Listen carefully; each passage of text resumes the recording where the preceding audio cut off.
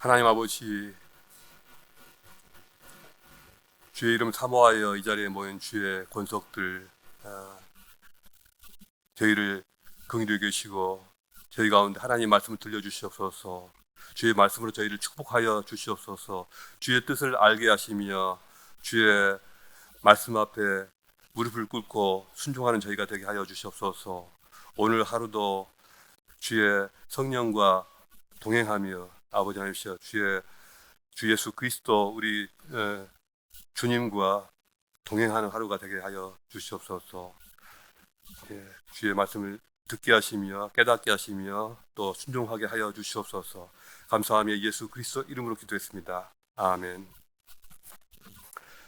오늘 우리에게 주신 하나님 말씀은 열왕기상 2장 26절부터 35절까지입니다.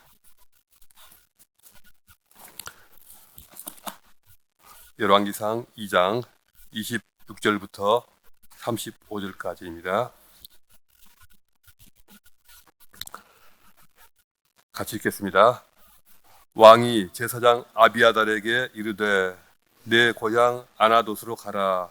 너는 마땅히 죽을 자이로되 내가 내 아버지 다윗 앞에서 주 여호와의 궤를 메었고 또 내 아버지가 모든 환난을 받을 때 너도 환난을 받았은즉 내가 오늘 너를 죽이지 아니하노라 하고 아비아들을 쫓아내어 여호와의 제사장 직분을 파면하니 여호와께서 실로에서 엘리의 집에 대하여 하신 말씀을 응하게 함이더라.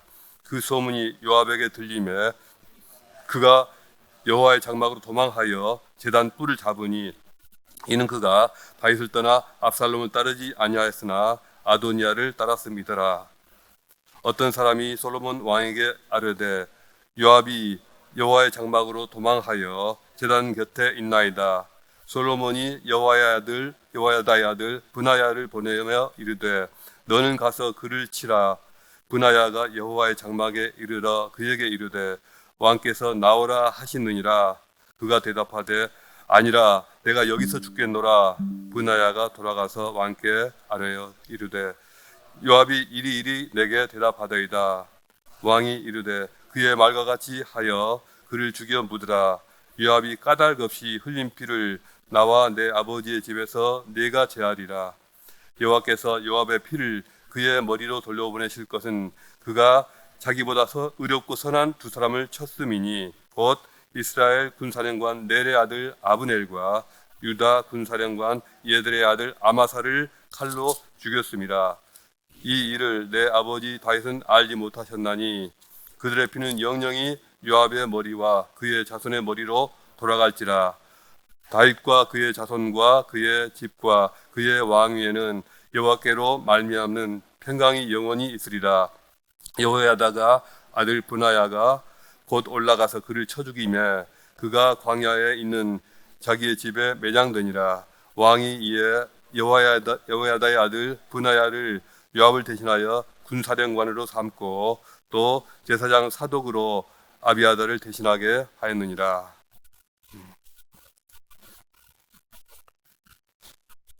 오늘 본 말씀의 제목은 창업 공신들의 큰 죄입니다. 정권이 바뀌는 정치판이나 또 대기업의 최고 경영자가 바뀌는 그런 경우에는 이런 일이 생기는데요. 누구는 줄을 잘못 서서 물 먹었다더라. 반대로 누구는 줄을 잘 서서 요직을 차지했다더라. 이런 말들을 많이 듣게 됩니다. 누구는 실력은 그저 그런 것 같은데 줄을 잘 서서 중요한 자리를 꿰차게 된 것 같고 그런 사람을 또 부러워하고 시기하고 반면에 어떤 사람은 나 같은 사람은 정말 우직하게 자기 일만 성실하게 했는데 이렇게 열심히 하고 능력 있는 사람은 빛을 못 보고 이게 뭐야, 역시 세상은 인맥이고 줄이야. 성실하게 자기 일만 잘해서는 소용이 없어. 세상에는 이런 일들이 참 많습니다. 오늘의 주인공들인 대제사장 아비아달과 또 군사령관 요압은 얼핏 보기에 이 아도니아라고 하는 이런 썩은 동아줄을 잘못 잡은 바람에 숙청을 당하고요. 반대로 대제사장 사독과 근위대장 브나야, 선지자 나단은 제대로 된 줄을, 솔로몬이라는 제대로 된 줄을 잡았기에 승승장구하게 되었다. 어쩌면 성경은 이런 식으로 잘못 이해할 수도 있습니다. 결론부터 말하자면 그것은 전혀 사실과 다릅니다. 줄을 잘못 서서 망한 것이 아니라, 또 줄을 잘 서서 흥한 것도 아니라 다른 이유가 있는 것입니다. 성경에서 보여주고 있는 진실은 무엇일까요? 제사장 아비아달이 어떤 인물인지 잘 아실 것입니다. 그는 사울 왕에게 자신의 부모와 형제를 다 잃고 다윗에게 달려가서는 그와 합류하였고, 그 이후로 평생을 다윗과 생사고락을 함께 하였습니다.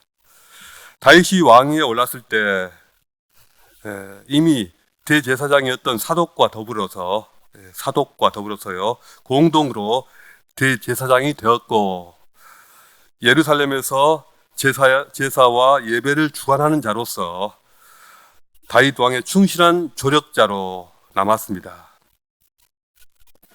압살롬이 반역했을 때도 끝까지 배반하지 않고 다윗 왕을 도왔습니다.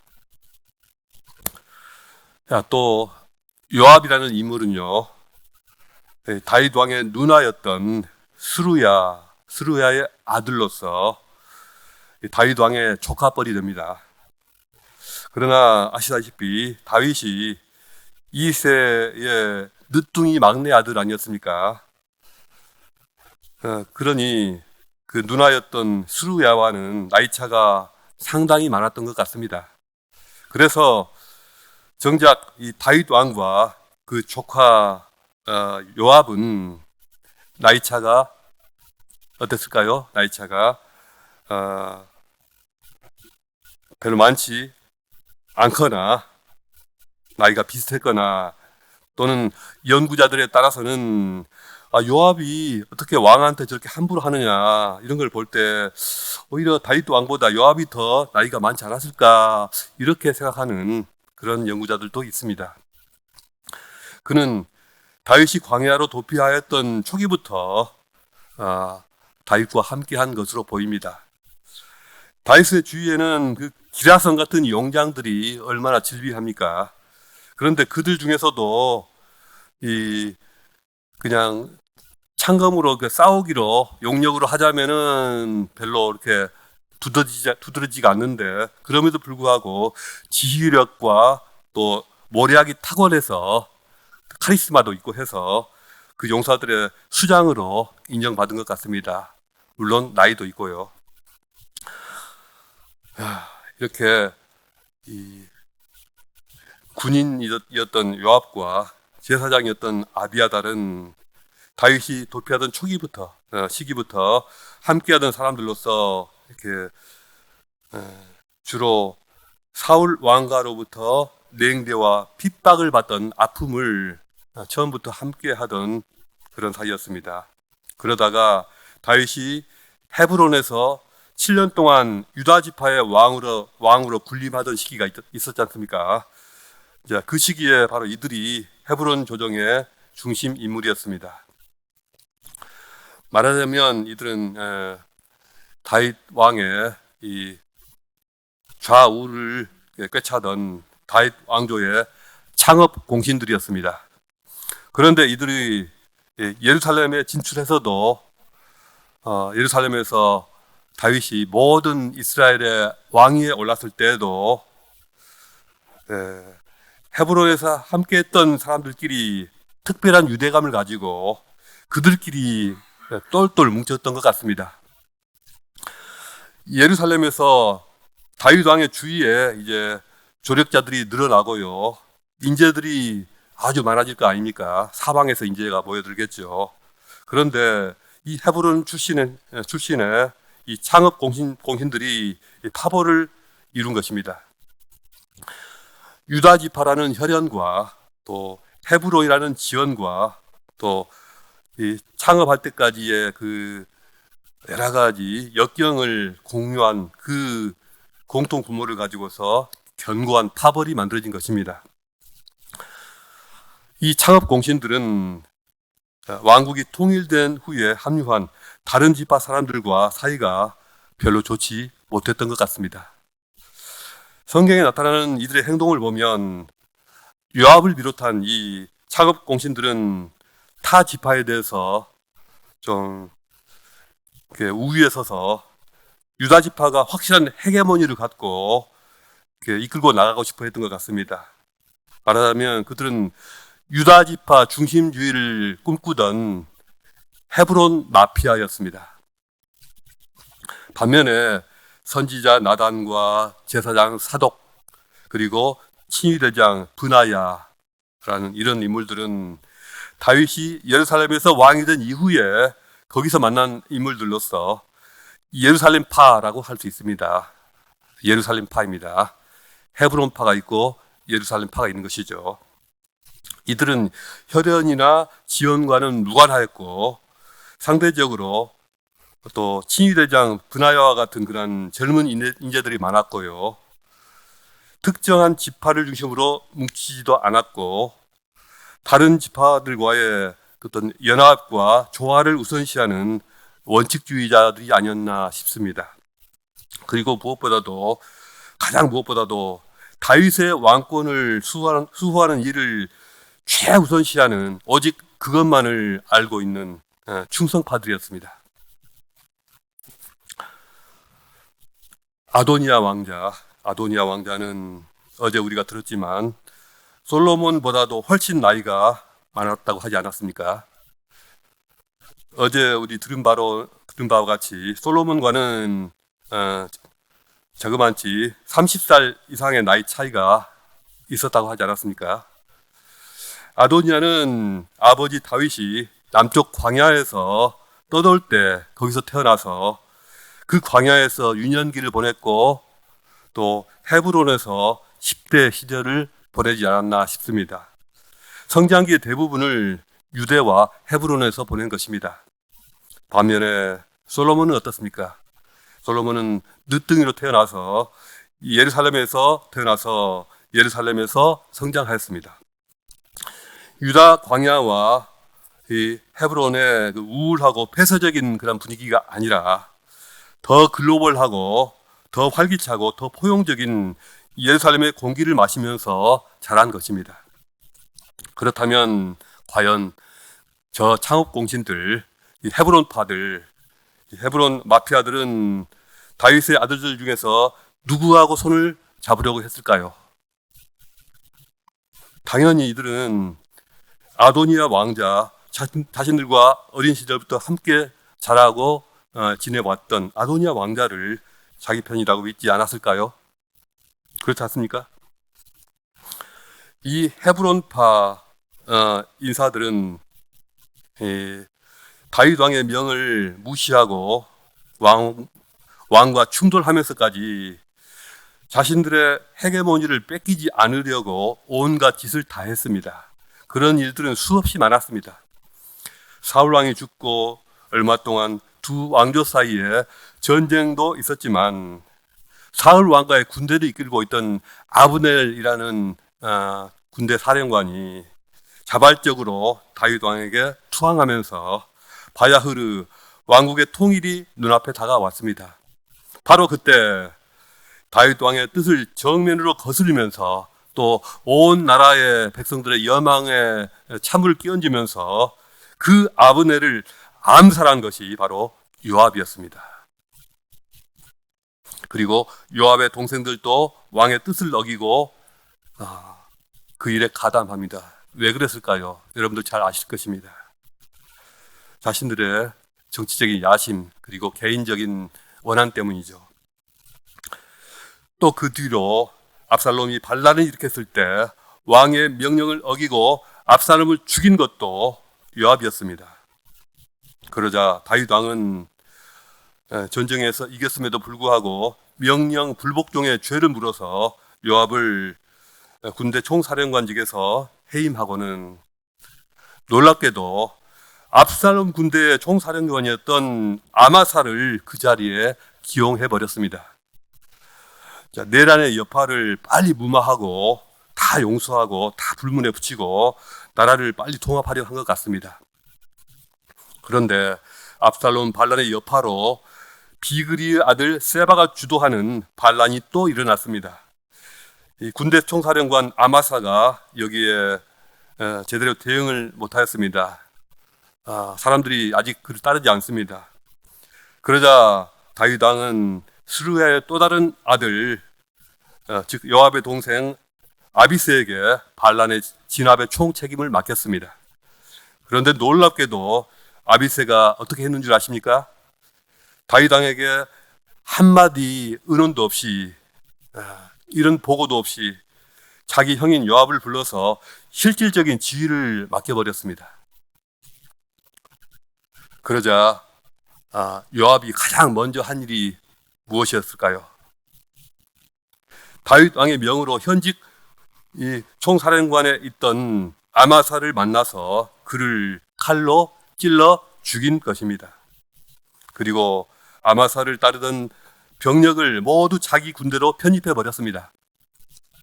그리고 그 힘으로 세바의 반역을 순식간에 제압하였습니다.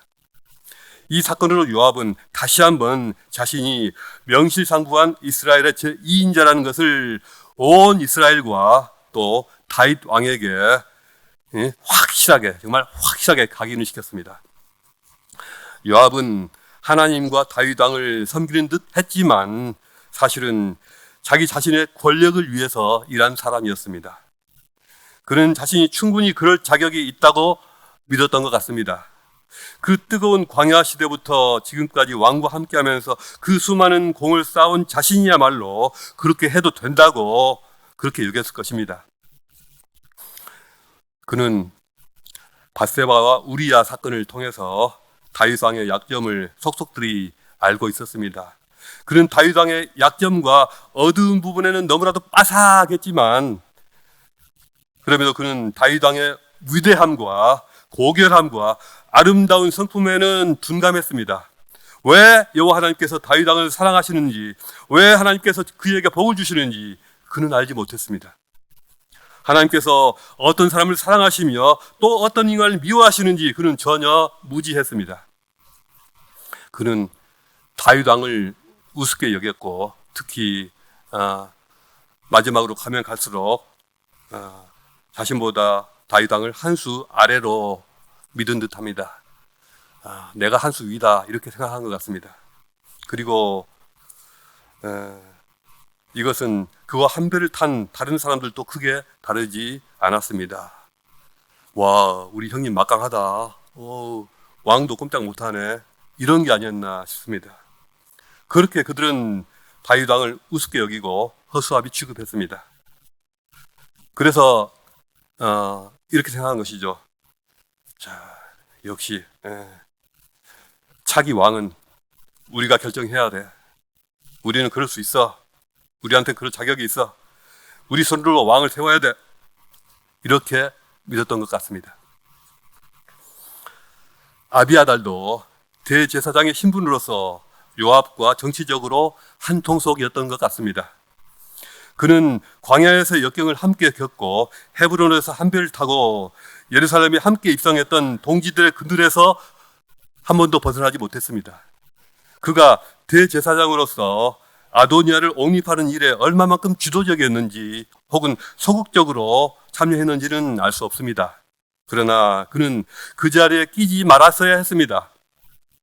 종교계의 최고 어른이요 책임자로서 그가 범한 가장 큰 잘못은 차기 왕위를 결정하는 결정권자인 다윗 왕을 무시한 것입니다.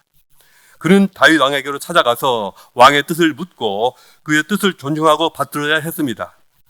심지어 제사장으로서 대제사장으로서 하나님의 뜻을 묻지도 않았습니다. 종교계의 최고 책임자가 하나님의 뜻을 전혀 모른다, 하나님의 뜻을 알려고도 하지 않는다, 이것은 정말 심각한 문제 아닙니까? 어떻게 이런 일이 있을 수 있습니까? 그는 오직 자신의 이해관계에 따라 행동했습니다. 요압이 대표적인 정치 군인이었다면 아비아달은 대표적인 정치 제사장이었습니다. 이들이 잘못한 것은, 이들의 잘못은 주를 잘못 선 것이 아니라 자신의 입맛대로 왕을 직접 결정하고 직접 세우려 한 것입니다. 우리 앞에 줄 서라 한 것입니다. 반면에 선지자 나단과 제사장 사독과 친위대장 브나야가 했던 일은 줄을 잘 선 것이 아닙니다. 줄 잘 선 것이 아니라 아무데도 줄 서지 않고 자신이 지켜야 할 자리를 굳게 지킨 것입니다. 그들은 줄을 선 적이 없습니다. 그들이 처음부터 솔로몬 파였다든가 솔로몬을 중심으로 모종의 움직이 있었다는 증거는 전혀 없습니다. 예를 들어 다윗 왕에게로 가서 빨리 솔로몬을 왕위에 세우세요, 그런 적이 없습니다. 그들은 그저 한눈 팔지 않고 다윗 왕에게 끝까지 충성을 다하며 왕이 명령을 내리자 그것을 실행했던 것뿐입니다. 하나님께서는 왜 아도니아를 버리시고 솔로몬을 택하셨을까요? 어제 다윗 목사님께서 말씀하셨던 것처럼 하나님의 뜻에 굴복하지 않는 아도니아의 교만과 자기중심적인 야심을 하나님께서는 기뻐하지 않으셨습니다. 이러한 그에게는 하나님의 영이 아닌 하나님을 거스리는 악한 영이 있었습니다. 그리고 또 하나의 이유가 있었다면 아도니아가 이끌어갈 나라와 솔로몬이 이끌어갈 나라 중에서 하나님은 후자를 택하신 것입니다. 하나님은 교만한 자들이 이끌어갈 나라를 버리시고 충성스러운 자들로 세워질 그런 나라를 택하신 것입니다. 하나님은 요압과 같은 자, 아비아달과 같은 자들이 좌지우지하는 그런 나라를 원하지 않으셨습니다. 세상에 수없이 많은 나라들처럼 그 속에서 볼 수 있는 그러한 추하고 악한 모습을 주님이 택하시고 주님이 세우신, 주님이 부르신 이스라엘마저 똑같아지는 것을 원치 않으셨습니다. 하나님께서 원하시는 이스라엘의 모습은 어떤 것이었을까요? 일찍부터 다윗을 따르면서 생사고락을 같이 하고 수많은 공을 세워온 창업 공신들이 이제는 새 시대가 되었다. 이제 우리는 물러날 터이니, 우리가 자리를 비켜줄 터이니 너희들이 새 나라를 만들어 다오. 이제 우리 할 일은 끝났다. 새로운 시대는 새로운 사람들이 필요하다. 너희가 그런 나라, 그런 시대를 만들어 다오. 이렇게 말할 수 있는 그런 나라가 아니었을까요? 하나님께서는 그런 나라를 원하시지 않을까요? 세례 요한은 한때 유다와 갈릴리에서 엄청난 영향력을 끼치던 광야의 선지자였습니다. 그런데 갈릴리 나사렛 출신의 예수가 사람들의 주목을 끌기 시작했습니다. 제자들이 걱정이 되어서 묻습니다. 랍비여, 선생님, 이제 사람들이 다 그쪽으로 갑니다. 우리는 이제 어떻게 합니까? 이때 세례 요한이 어떻게 대답했습니까? 만일 하늘에서 주신 바가 아니면 사람이 아무것도 받을 수 없느니라. 신부를 취하는 자는 신랑이나 서서 신랑의 음성을 듣는 친구가 크게 기뻐하나니 나는 이러한 기쁨으로 충만하여노라. 그는 흥하여야 하겠고 나는 쇠하여야 하리라. 바로 이것입니다.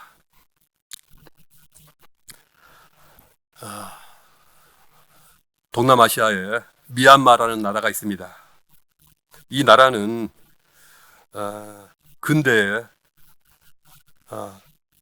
17세기인가에 동남아 최대의 강국이 된 적도 있고 또 자원도 많고 잠재력도 풍부한 나라입니다.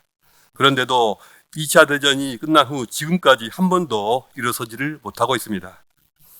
줄곧 군부 독재로 억압당하고 있고 지금까지 빈부격차가 세계적으로 높은 나라로 남아 있습니다. 선거에 의해서 민주주의가 이루어질만 하면 군부 쿠데타로 다 파토를 내버립니다. 소수의 군부가 모든 권력과 경제력까지 전부 틀어쥐고 있습니다. 이 군부가 정치 권력자이면서 또 재벌이면서 모든 걸 다 가지고 있습니다. 이것이 그 나라의 모든 문제의 원인입니다. 그런데 왜 이 나라에서 군부가 모든 것을 틀어주게 되었을까요? 19세기에 이 나라가 영국의 식민지가 되고 그 이후 2차 대전 때에 일본의 침략을 받았을 때 나라를 되찾기 위해서 용감히 싸우던 애국적인 이 나라 미얀마의 독립운동가들이 있었습니다. 총을 든 이 독립운동가들이 전쟁이 끝나고도 2차 대전이 끝나고 독립을 해서도 총을 내려놓지 않고 군벌이 되었습니다. 이 군벌들이 자신의 기득권을 절대로 내려놓지 않고 꽉 움켜쥐고 지금까지 이끌어온 결과가 바로 지금의 미얀마입니다.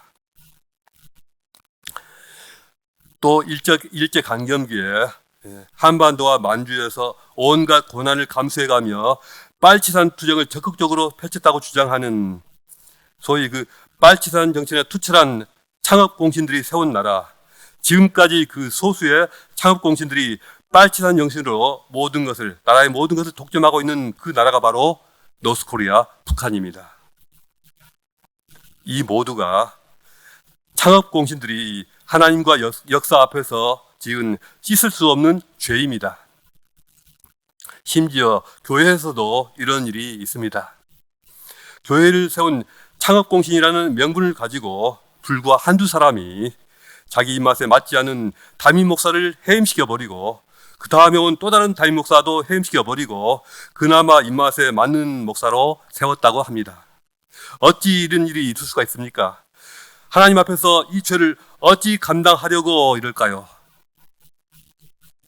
미얀마에서나 북한에서나 또 그 교회에서나 만약 그 창업공신들이 이렇게 했다면 어떨까요?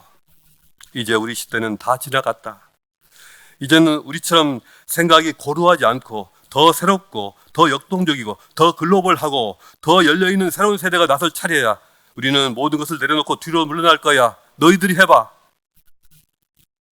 어떤 나라가 되었든 어떤 공동체가 되었든 그 주도 세력이 이런 생각을 할 수 있는 것과 그렇게 하지 못하는 곳은 그 미래가 하늘과 땅만큼 다를 것입니다.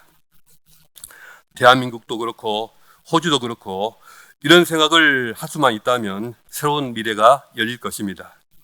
한국교회도 진작부터 이런 생각으로 충만했다면 얼마나 좋았겠습니까? 적어도 우리 세움교회는 그런 열린 생각을 가진 분들만 계신 듯하여 감사합니다.